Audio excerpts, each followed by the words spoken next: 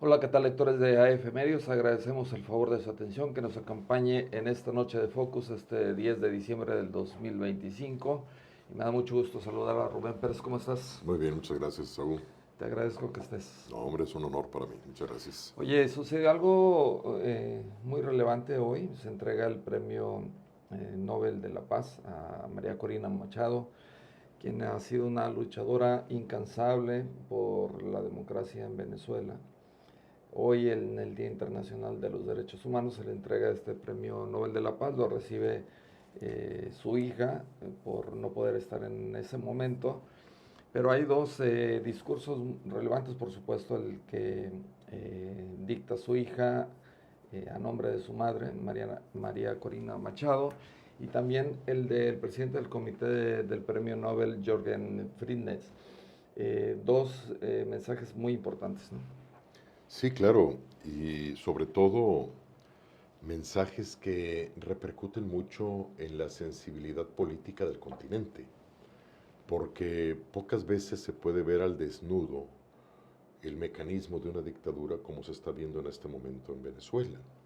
Cuando tú premias a una líder opositora, lo que estás haciendo es arrojando luz sobre su contraparte, porque es una contraparte. Las dictaduras normalmente operan en la oscuridad, no se advierten, la sufren los disidentes, pero a nivel internacional se ve algo opaco, algo que no deja ver bien lo que está ocurriendo allí.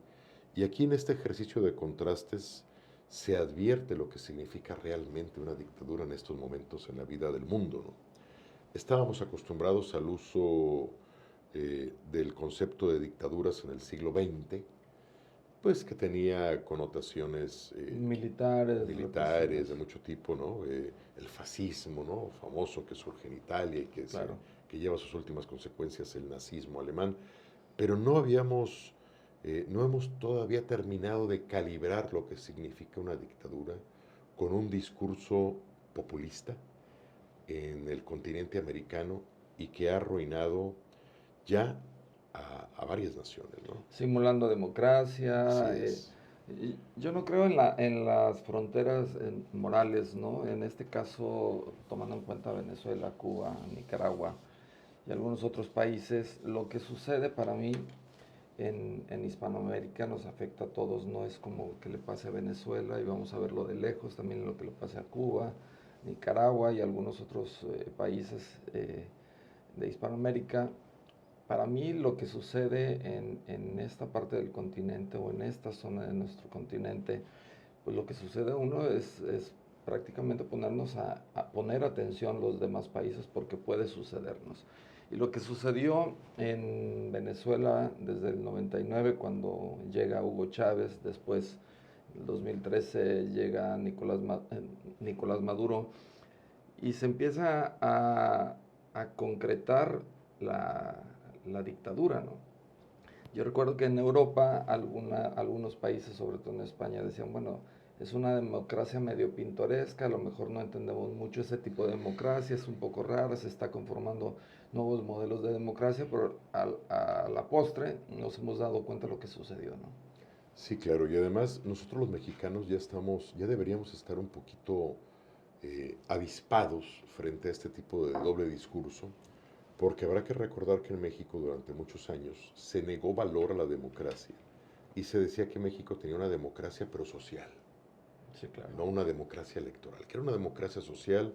¿Por qué? Porque al final de cuentas la gente estaba contenta, los campesinos, las masas campesinas, las masas trabajadoras estaban con el sistema político y tuvo que llegar, es un libro que marcó época, aquel famoso libro de Enrique Krause, por una democracia sin adjetivos, ¿no? Sí, Es decir, no, tenemos que aspirar a un modelo democrático donde la democracia no se llame social o se llame económica, sea democracia, democracia.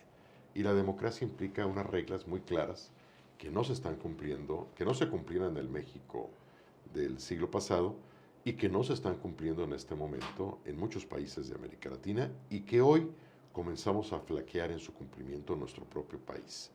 Y bueno, una de las cosas más interesantes que se vivieron en esta entrega del premio Nobel, que por cierto no llegó Corina Machado, porque creo que había muchas dificultades logísticas y además había riesgos de atentados, etcétera, pero sí aceptó el Nobel por medio de su hija, y su hija pronunció algunas palabras bastante elocuentes, preparadas por su madre, eh, y esas palabras nos obligan a hacer una reflexión sobre en qué nivel de democracia estamos el resto de los países de América Latina, Saúl. Sí, fíjate, su hija, Ana Corina Sosa Machado, creo que sí. Ana, Ella dice en voz de pronunciando el discurso de su madre, dice que a partir del 1999 el poder desmanteló la democracia, violó la constitución, censuró la prensa, manipuló las elecciones, persiguió la disidencia. ¿Te suena no, parecido? claro. No, y dijo cosas que todavía son, que nos obligan un poquito a una reflexión autocrítica. No se trata de simplemente andar buscando en qué generar un conflicto, un debate, sino verlo como una situación autocrítica de la conciencia del mexicano, porque es algo que es un camino el que siguió Venezuela que le puede pasar a cualquier país de Sí, América claro. Latina. Por ejemplo, me llamó mucho la atención que dijo que el régimen falsificó la historia y corrompió a las Fuerzas Armadas. Y creo que eso también nos debe Nos de sonar, está, nos debe de sonar de muchas nos formas, está pasando, ¿no? porque, por ejemplo, en nuestro país ha habido una constante en la simplificación del contenido histórico. Y con una gran ligereza se le llama a algo fuerza progresista y a los otros se les llama los conservadores. Sí. Y eso es una simplificación que divide a los mexicanos, ¿no? Los mexicanos no pueden estar divididos nada más en dos alas. Eso es un absurdo. La democracia implica una gran pluralidad, matices, ¿no? Diferencias. A mí me ha llamado mucho la atención esa división que se ha hecho en México decía el presidente Andrés Manuel López Obrador, los fifís, ¿no? O sea, que después se les empezó a llamar fachos, ¿no? Que eran así como que fascistas, es decir, la gente que no está con la democracia y conservadora, ¿no? Digo, y eso es una irrealidad, ¿no? Sobre todo en México, un país tan diverso culturalmente Claro, sí, hablando, con tantos matices sociales, no podemos encajonarlo en dos vertientes nada más. así es. Pero bueno, ha sido la fórmula y ha sido la tónica de los gobiernos populistas o autoritarios. ¿Estás conmigo o contra mí, no? Claro, Recordemos a lo que decía Hugo Chávez, ¿estás con la revolución o contra la revolución?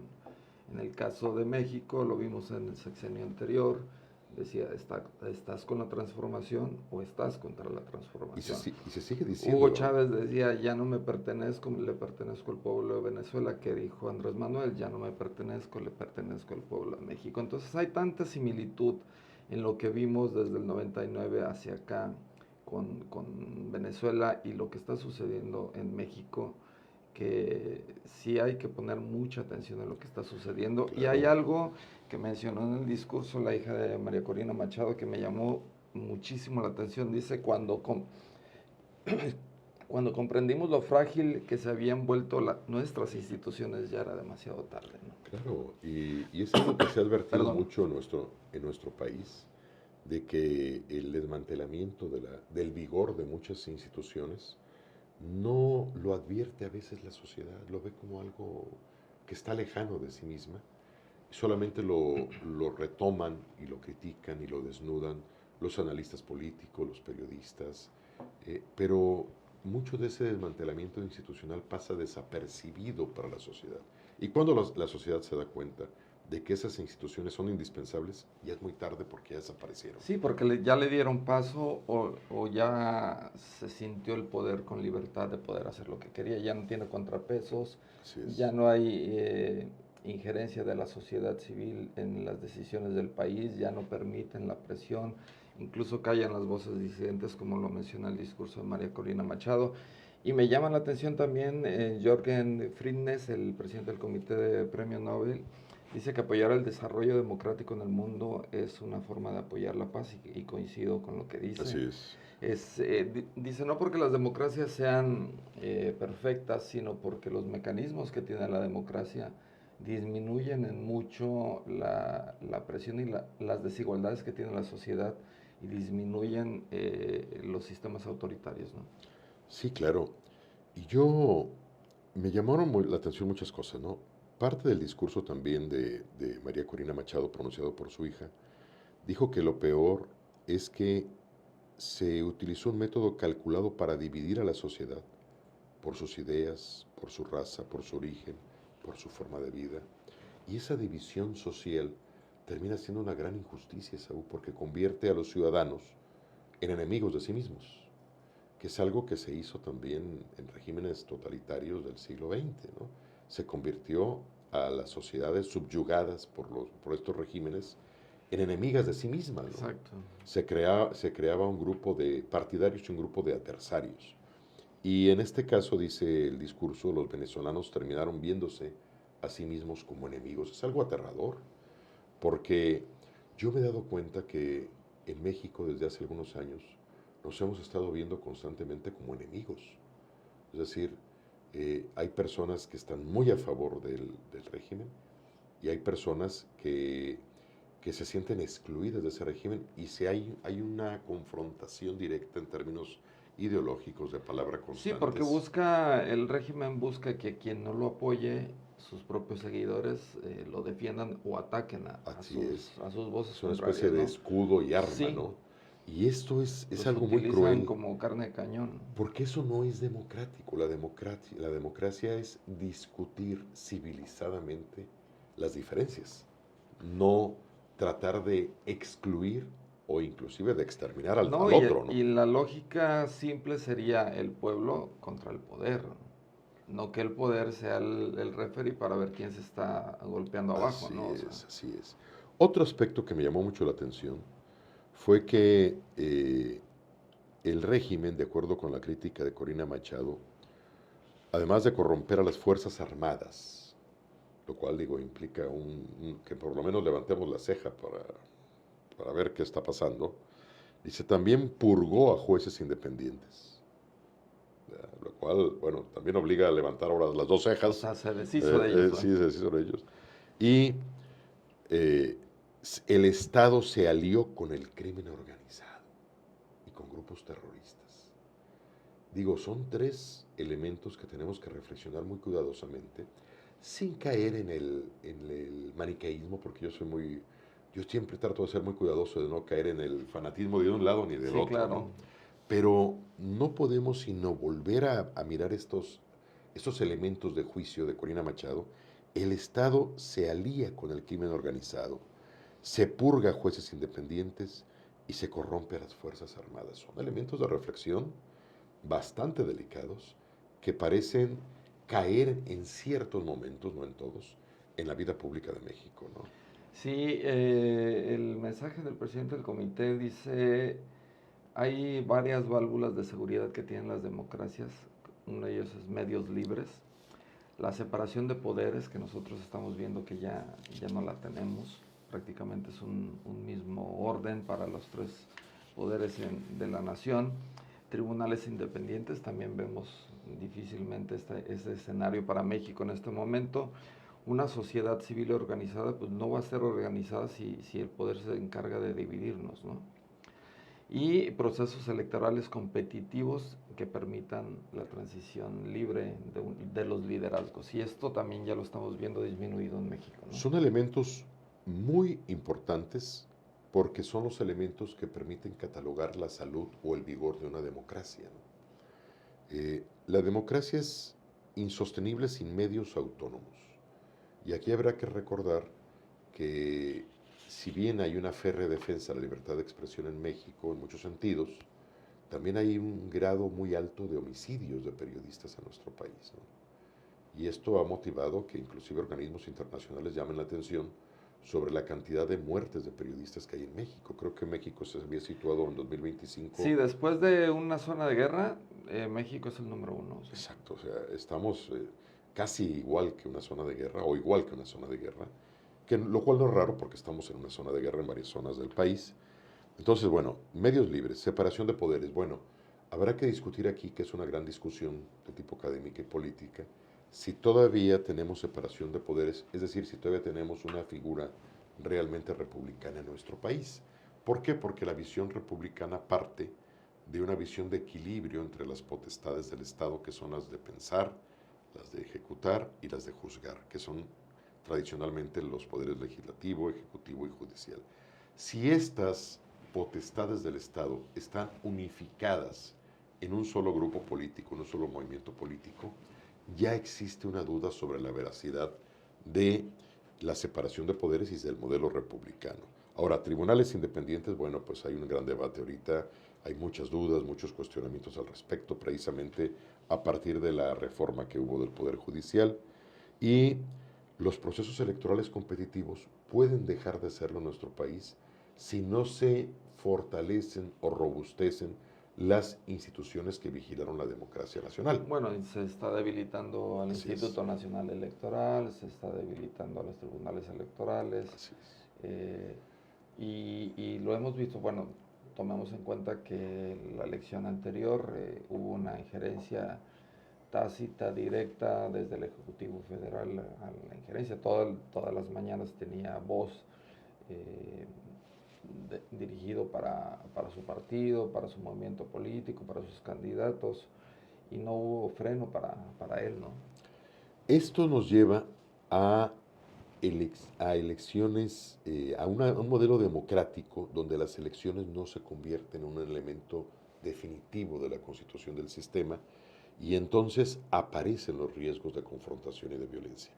La única forma en que existan transiciones de liderazgo sin violencia es mediante modelos democráticos. Y los modelos democráticos son tradicionalmente consustanciales a la idea de paz. En cambio, los modelos autoritarios, lo que dice el presidente del Comité Nobel o Nobel, son los que llevan a procesos de violencia en las sociedades. Bastante interesantes ambos mensajes, son dignos de ser reflexionados y Sí, a mí me analizados. parece que sí tendrían que ser replicados en algunos parlamentos, sobre todo los que tengan oportunidad de expresión en términos democráticos, pero en términos didácticos o pedagogía democrática son dignos de estudiar, de resaltar y por supuesto de darle seguimiento a lo que esté sucediendo. Pero otra cosa que también mencionaba María Corina Machado en su discurso es que el siglo pasado Venezuela tuvo una bonanza en términos económicos por los ingresos petroleros, y que cuando llegó Hugo Chávez, en lugar de utilizar esa riqueza del país o esos dividendos por ingresos petroleros para afirmar la democracia, la libertad, elevar el nivel de vida de los ciudadanos, lo que hizo es quitarles la libertad, utilizar esos recursos para afianzar una dictadura, y que hasta este momento se antoja todavía imposible para que Venezuela sea liberada de esta dictadura, ¿no? Y paradójicamente, la pobreza creció en Venezuela. Creció. En lugar de resolverse, creció, es decir, las dádivas que se dan como favor político no constituyen una política pública que saque de la pobreza real a la sociedad, Sí, ¿no? mencionaba ella que se habían regalado en televisión nacional lavadoras, televisoras y demás a familias que vivían en pisos de tierra, ¿no? O sea, Claro. y que habían sido más un circo que una solución de progreso para la sociedad. Y también habló en su discurso de corrupción obscena. Después de este proceso de autoritarismo local, siguió una corrupción obscena entre las élites políticas de Venezuela, tanto políticas como militares, que terminaron corrompiéndose de forma exagerada y creando fortunas demenciales. Bueno, y eso es un problema latente también en nuestro país, la corrupción, ¿no? La corrupción aliada con los modelos políticos dominantes. Y otro elemento que me llamó mucho la atención es que dijo que el sistema venezolano, implementado por Hugo Chávez y seguido Nicolás por Maduro. Nicolás Maduro, devastó también la biodiversidad de la sociedad. Sí, claro. Y bueno, son otros rasgos que se suman inquietantes a la visión. Además de los 8 millones de venezolanos que tuvieron que salir de ese país, ¿no? ya sea por necesidad, por hambre, por falta de oportunidades o por persecución también. Sí, la gran diáspora venezolana. Sí, exacto. Y, y vaya que es algo muy triste cuando los nacionales de un país tienen que alejarse lo más pronto posible de ese país porque allí su vida peligra. Aquí habrá que recordar varios momentos que ha habido en la historia, por ejemplo, cuando los españoles republicanos tuvieron que escapar de España precisamente por la dictadura de Francisco Franco. Muchos de esos republicanos españoles, republicanos es que eran demócratas, llegaron a México y aquí enriquecieron mucho la vida cultural y política del país. Llegaron precisamente gracias a la política de puertas abiertas que fue una manufactura del presidente Lázaro Cárdenas. Ahora el pueblo venezolano está huyendo de su propio país, precisamente es una diáspora, es una dispersión y es precisamente se alejan frente al riesgo de vivir en una dictadura, ¿no? Lo que sí es que creo que estamos de acuerdo los dos es que sin democracia no hay libertad, ¿no? Así es. Y también yo creo que estamos de acuerdo en que es indispensable catalogar con todas sus letras, no tenerle miedo al lenguaje. El régimen de Maduro es una dictadura. Sí, hay que Punto. decir las cosas como son. Como son. Yo creo que desde ahí parte la solución, ¿no? Comenzar a identificar y nombrar las cosas como son. Nombrar las cosas como son, porque si no cuando tú nombras a las cosas como son, aunque tengas un gran enemigo por delante, ya lo tienes clasificado, Sí, ya existe, ¿no? ya existe, ya lo tienes definido, ya el lenguaje ya le dio un lugar característico en la realidad.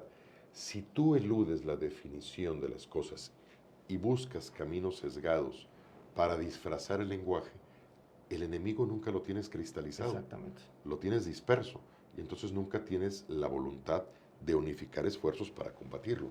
¿Qué es lo que está pasando con esta negación que se ha hecho de que de algunos sectores de que la dictadura de Maduro sea una dictadura? Claro que es una dictadura. Y otro rasgo que me llama mucho la atención, es algo que también es muy preocupante, es el silencio que ha tenido la Administración Federal Mexicana, el gobierno mexicano, para no felicitar a Corina Machado, ¿no?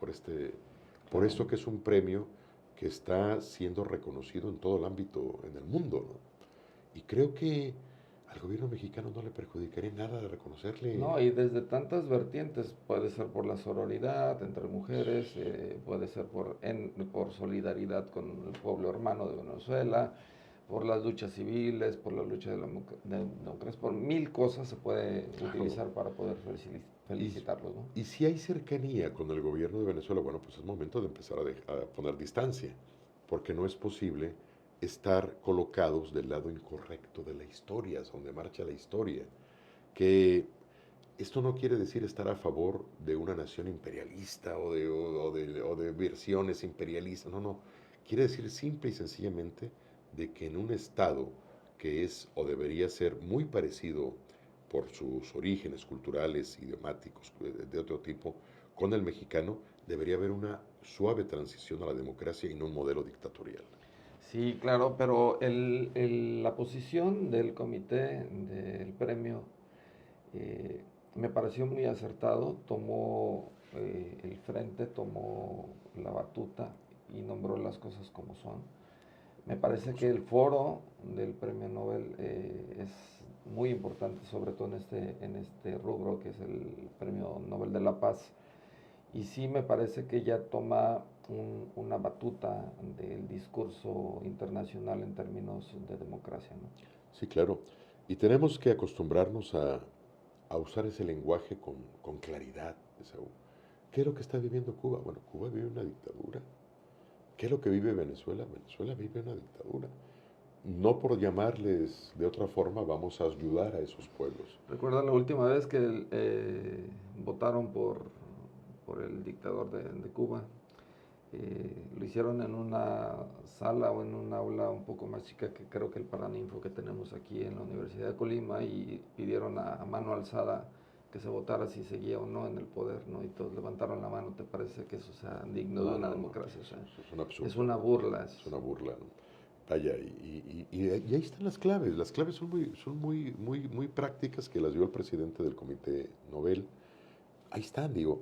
separación de poderes, medios libres, tribunales independientes, sociedad civil organizada, respeto a los procesos electorales y procesos electorales competitivos. Ahí están las claves, digo. eh, la mano alzada para elegir a alguien por medio de representantes no puede ser un modelo democrático en ninguna parte del mundo. Es una dictadura, sí lo es, pero, y Venezuela lo es también. Tenemos que empezar a llamar las cosas por su nombre. Claro, y dos cosas que sucedieron también recientemente, pero ya en nuestro país, pues el coche bomba en Coahuayana, Michoacán, que ya lleva 6 muertos. Anoche murió el último, van 6 de este coche bomba, de esta explosión que ocurrió el sábado pasado.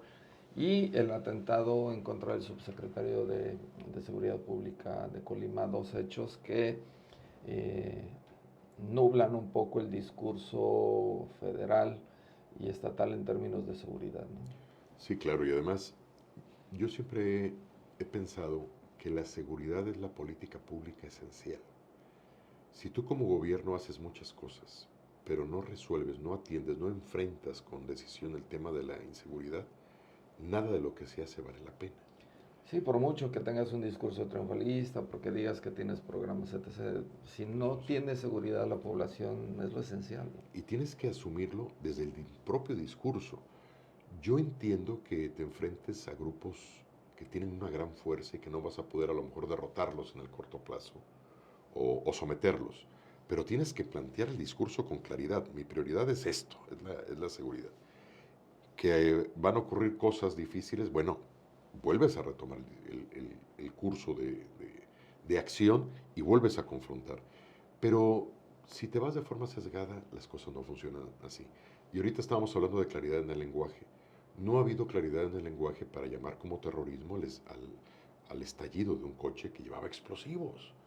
Digo, esto en cualquier parte del mundo es terrorismo. Pues es terrorismo, ¿no? Sí, de entrada, o sea, ¿qué causa una explosión de ese nivel? Pues terror, ¿no? Pues es terror.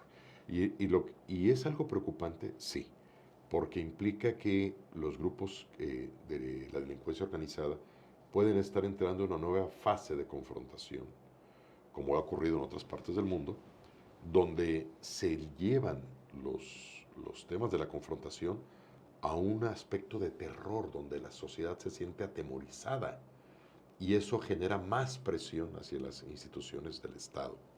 Eso es algo muy delicado. Sí, Ojalá no sea un camino que ya se empiece a seguir así. ¿qué dijo la parte oficial, en este caso la Secretaría de Protección Ciudadana del Gobierno Federal? Omar García Harfuch dice, no, no es terrorismo, es una disputa entre cárteles o entre células delictivas, ¿no? Pero descarta de entrada ese calificativo, y lo que se dice a nivel internacional, pues es otra cosa, ¿no? O sea, Claro. inmediatamente focalizan una explosión, muertos, ajenos a una disputa directa, Así es. enfrentamiento directo entre grupos delictivos, murieron personas, siguen heridos, atendidos. Entonces el escenario internacional inmediatamente dijo, a ver, ya están escalando a otro nivel los grupos criminales en México, ¿no? Sí, vaya. Y vaya, es algo muy preocupante desde distintos puntos de vista. A eso se sumó el atentado contra el subsecretario de operativo de seguridad aquí, Que de Colima. afortunadamente está bien. Son elementos que a lo mejor están ligados, pero lo cierto es de que la inseguridad en Colima se ha mantenido de forma constante desde hace algunos años. Ha venido creciendo, escalándose. No ha habido un proceso claro de contención ni de enfrentamiento a esta circunstancia y en obvias razones los grupos que han seguido operando han seguido generando índices que superan con mucho eh, la tradicional paz que había reinado en Colima. En algunos momentos hemos figurado como una entidad que ocupa los primeros lugares internacionales Sí, en el mundo, ¿no? Por cada 100.000 habitantes. por cada 100.000 habitantes e incluso hemos tenido una cantidad de muertos que puede ser similar a las de naciones en guerra, ¿no? Entonces, eh, el hecho de que un estallido de un coche bomba tan cercano a nuestra comunidad y que se dice que salió de aquí de la misma, Circuló por Cerro de Ortega, pasó. así es, indica que debemos hacer un esfuerzo adicional para poder generar un nuevo modelo de seguridad en el Estado. No podemos seguir haciendo lo mismo y esperando resultados diferentes. Tenemos que transitar hacia otro momento en materia de seguridad y eso lo tienen que hacer las instituciones Sí, los estatales. escenarios son complejos, la actualidad no es fácil, hay que decirlo también. Esta violencia no se generó en este sexenio, pero No. tampoco se ha solucionado y fue una de las premisas una de las principales promesas del gobierno al llegar al cargo, pero también no se ha solucionado o no se ha disminuido como dice el discurso, ¿no? Es Sí, un escenario complejo, es un escenario muy complejo. difícil.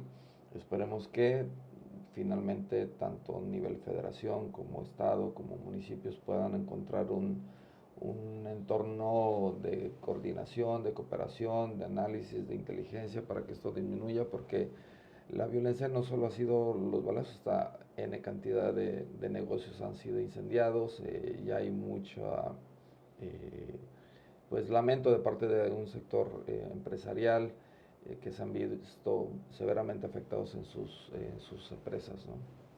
Sí, vaya. Bastante preocupante. A mí lo que más me preocupa es de que en algún momento tengamos ya miedo otra vez de salir a las calles.